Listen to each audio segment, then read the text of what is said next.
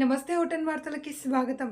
ఏలూరు జిల్లా జంగారెడ్డిగూడెంలో 13/5/2024న జరగబోయే ఎన్నికల్లో తెలుగుదేశం పార్టీ అభ్యర్థి 30,000 ఓట్ల మెజారిటీ రోషన్ కుమార్కి వస్తాయని, అలాగే పార్లమెంట్ అభ్యర్థి పుట్టా మహేష్ 1,00,000 మెజారిటీ వస్తుందని కంఠపదంగా తెలియజేసిన తెలుగుదేశం పార్టీ నాయకులు.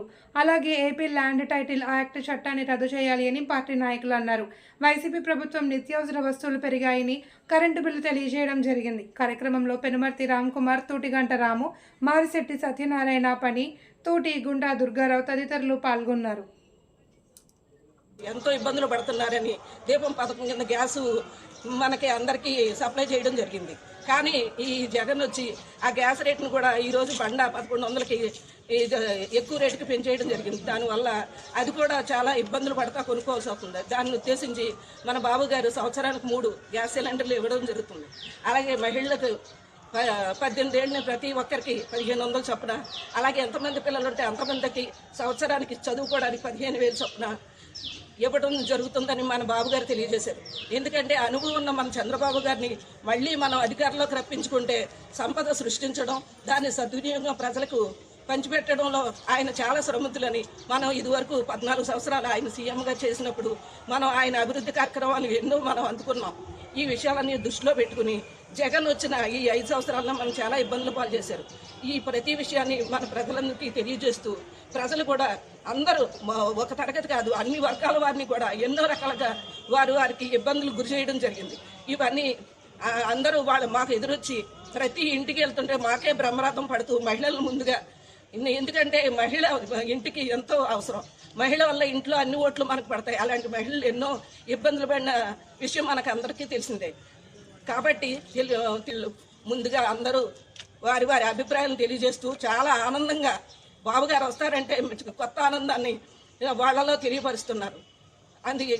ఈ విధంగా మనం ఎన్నో అభివృద్ధి కార్యక్రమాలు ఎంతో ముందంజలోనే ఉన్నాం. అయినా ప్రతి ఒక్క నిమిషాన్ని కూడా వ్యర్థం చేసుకోకుండా ఇంకా ముందుకి తీసుకెళ్ళి ప్రజల్లో తెలియని వారు కూడా మారుమూల వాళ్ళు అందరికీ కూడా తెలియజేస్తూ మనం ఇంకెంత కష్టపడాలని, యుద్ధ ప్రాతిపదిక మీద మనం ప్రతి ఒక్కరు ముందడుగు వేయాలని, అలాగే మన తెలుగుదేశం పార్టీని అధిక మెజార్టీతో సొంగ రోషన్ కుమార్ గారిని ఎమ్మెల్యేగా నిలబడిన సొంగ రోషన్ కుమార్ గారిని ఎంపీగా నిలబడిన మన పుట్ట మార్చుకుని మన తెలుగుదేశం పార్టీని అధికారంలో తెచ్చుకుంటే ప్రజలకు మనం ఎంతో సేవ చేయగలమని ఈ విధంగా నేను చేసుకుంటూ మీ అందరికీ మా హృదయపూర్వక ధన్యవాదాలు తెలియజేస్తాను. మేము దాదాపుగా తెలుగుదేశం పార్టీ అయితేనే, జనసేన అయితేనే, బీజేపీ పార్టీ మేము ముగ్గురు సమిష్టిగా గత 20 రోజుల నుంచి ముమ్మర ప్రచారం చేస్తున్నాం. టౌన్లో ప్రతి ఇంటికి వెళ్ళాం, ప్రతి వీధికి వెళ్ళాం, ప్రతి మామని, తాతని, యువతని, వ్యాపారస్తుల్ని, వ్యవసాయదారుని, వ్యవసాయ కూలీల్ని, ఉద్యోగస్తుల్ని, ఒకరిని కాదు అన్ని వర్గాల వారిని కలిసామండి. మీరు నమ్మరు, 1983లో అన్న నందమూరి తారక రామారావు గారి ఎలక్షన్స్ అప్పుడు ఏదైతే వేవ్ వచ్చిందో అదే వేవ్ ఇప్పుడు చంద్రబాబు నాయుడు గారికి వచ్చింది. ఎందుకంటే నష్టపోయాం, మోసపోయాం, నమ్ము ఓటేసాం, అప్పులు పాలు చేశాడు. ఇవాళ 13 లక్షల కోట్ల అప్పులు పాలైపోయి అమ్మో జగన్మోహన్ రెడ్డి మాకొద్దు. ఆనాడు కరెంట్ బిల్ 200 అయితే ఈరోజు 1000 రూపాయలు వస్తుంది. గ్యాస్ బండ్ 600 అయితే ఇవాళ 1000 రూపాయలు అయింది. పెట్రోల్ 60 రూపాయలు అయితే ఇవాళ 100 రూపాయలు అయింది. నిత్యావసర వస్తువుల ధర బియ్యం 45 రూపాయలు అయితే ఇవాళ 58 రూపాయలు అయింది. పప్పు, చింతపండు 1 కాదు 2 కాదు, వేళ ఎంత ఆదాయం ఉన్నప్పటికీ, ఎన్ని బట్టలు నొక్కినప్పటికీ ఇవాళ జీవన విధానం బాగోలేదండి. చంద్రబాబు నాయుడు ఆదాయం తక్కువ ఉన్న ఆనందంగా గడిపారు.